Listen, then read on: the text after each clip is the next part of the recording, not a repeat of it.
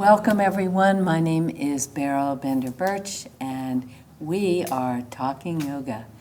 Today we have a very special guest who has traveled here to Shruti Yoga Studio in Great Barrington, Massachusetts from his new hometown of the last couple years, Charlottesville, Virginia, where he is assistant professor in the Department of Religious Studies at the University of Virginia. And we're happy to have John Campbell here with us today. I'm going to dive right in with Rob from Boulder, Colorado, about choice. There's information in the literature now saying that our practices have the potential to change the way the genes express themselves. Maybe you could talk a little bit about that moment of discovery when you realize that we're not limited to who we think we are and that we can experience that. Well, the presentation of the individual person in the yoga traditions is to say that there is a sense of self which is so compelling to us, not just psychologically, but at every possible level, at the cellular level. We are invested in being what we think we are. And therefore, of course, our system, whether that be our psychological system or a physiological system, continues to represent itself on those terms. We never question that. And the first moment where we might begin to question that is usually in the context of life crisis, where some terrible thing has happened to us and we realize this can either send me to hell or my life can go on and I can be a different person. I do actually have a choice. Many people don't choose to, they feel that they don't have a choice, and that in a sense is making a choice. They're choosing not to choose. In the practice of yoga, very often we're fortunate, if we are fortunate, to get a chance to start working on that and maybe doing a little practice prior to the major losses, which will inevitably take us in our lives. And so where choice becomes a huge, important thing is that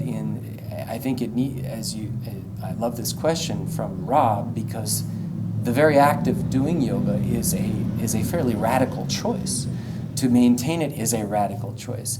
The follow-up thing to that, in my mind, is the rigidity or the fluidity of the practice that you then take up. Because there are many systems that are presented as being sort of self-sufficient, valid, unique. Don't do my system, do my system, this system good, this system bad.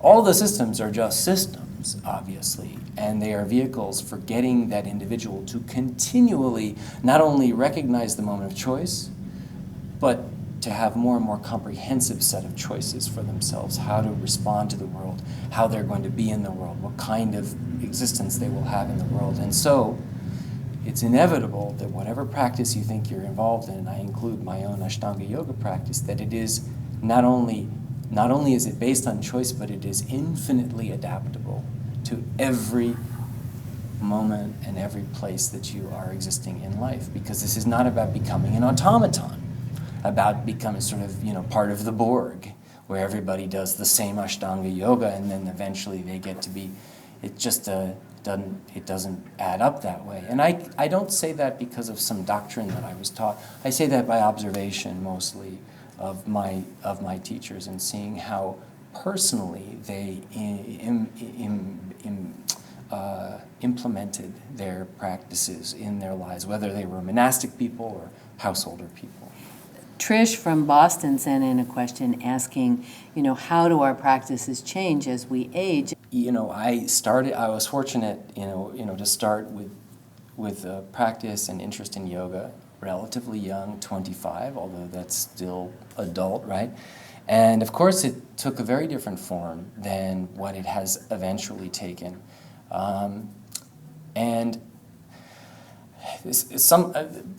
I guess the thing that I would just say in such limited time is kind of common sense, and that is the practice that you do has to be appropriate to your time and space and your time and place and circumstances, and this idea of kala, desha, whatever circumstances it is, invoked continuously in the various Vedic Shastras, and in particularly Vedic Shastras, where all offerings are given within the context of the giver. All sense of spiritual practice is made within the limitations and possibilities of the various, of that various person. Sometimes to a fault, because then there's assumption that, women must only do women's things, men must do, that's, in conservative societies, that does happen.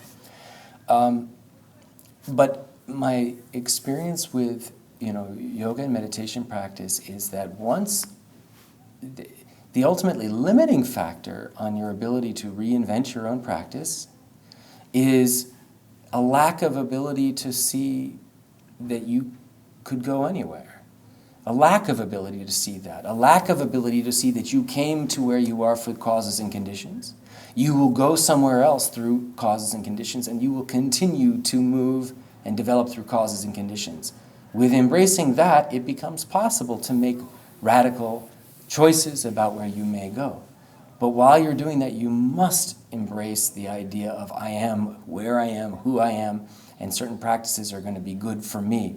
Do you think that by listening to our practice, we have a sense, is there some intuitive voice that comes out of the practice that lets us know it's time to do more pranayama, or it's time to do more meditation, or less asana, or to change this posture to accommodate an injury or an illness or a setback? In a perfect world, you would already be omniscient and you would know this stuff, but presumably you're doing these practices because you don't know that stuff. That's good. And that's why the lineage part comes in. The teacher-student relationship is so essential. That doesn't mean that somebody else out there, like some perfect enlightened teacher, knows everything that you don't. It's a prop. The teacher is a prop. Remember, the true guru is you, or your true you that's going to come out. I think that I look to this example from my early studies of actually Zen Buddhism I knew about long before I ever took any yoga class. And there's this idea in Zen Buddhism that the rigid practice of sitting that the Soto Zen tradition particularly upholds, which is, just sit. Sitting, the practice of sitting is enlightenment. And yet, it seems very rigid, it seems very contained. But they say freedom and the awakening of enlightenment, of course, only happens within structure. Because without structure, you got no idea what to do. So I think that at the end of the day, we're looking at something like that, which is never abandon lineage, never abandon structure, but also never assume that somebody who isn't you knows everything about you. I think that leads us right into our last question, which is, what is the role of faith in all of this? The premise of our yoga, shared yoga traditions, at least the ones that you and I are in, been involved in. You mentioned Advaita Vedanta, particularly Mahayana Buddhism. In my experience, their shared premise is that the awakening of the self is the awakening to this perfect non-dual true self, and therefore it is both inevitable and also completely unknowable prior to the event, and timeless, and so there is no prior to the event. So there's always a tension between the effort to get somewhere that you ought to get and the recognition that there's nowhere to go. There's always that tension, and practice is built upon that tension in a sense. I'm trying to, get to achieve something. This is called sadhana, which means the means of achievement, and there's a goal when you're trying to achieve something. But at the same time, by even assuming that there's somewhere to go, you're already missing the point that you're already there. So the implications for practice under those circumstances are that there's always this tension and unknowing and a need to maintain that uncertainty.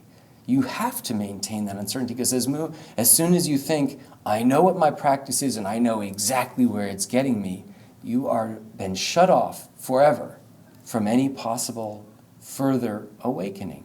In the Yoga Sutra, it tells us, is the formula for Ishvara, for Kriya Yoga is, tapaswadhyaya Ishvara pranidhanani Kriya Yoga. Ishvara pranidhana, the same term as for the Bodhisattva invocation in Mahayana Buddhism, is a dedication to some possibility that is beyond your limited ability to even conceive of right here and now. And this, if nothing else, this is an act of faith. And if you make the good choices, you know, again going back to karma, if you make good karmic choices, you won't be just shooting in the dark faith, but it will be an educated faith. It will be a reasonable faith, because it will be based upon actually acknowledging, when I cherish my narrow, needy, mean, egocentric, nasty self, life isn't so great. And when I give it away, life is wonderful. And this is the fundamental, formula that we have for our yoga practice. But what you do with that, because you can't know where it goes, must come from certain acts of faith. And they are incremental. Some of them are little acts of faith, and some of them are the big act of faith, which you get, and like certain Christian theologians write about the fear and trembling before the immensity of God. And that's not something that I, can really talk about. But every moment that you wake up and you do yoga and you don't really know if it's worth it, there's faith involved there. I cannot think of a more wonderful way to end our afternoon together. John, you are welcome back. We hope you will come and see us many, many times on Talking Yoga. This has been a great pleasure. Thank you so much for joining us, and we hope to see you all again back here soon. We're Talking Yoga.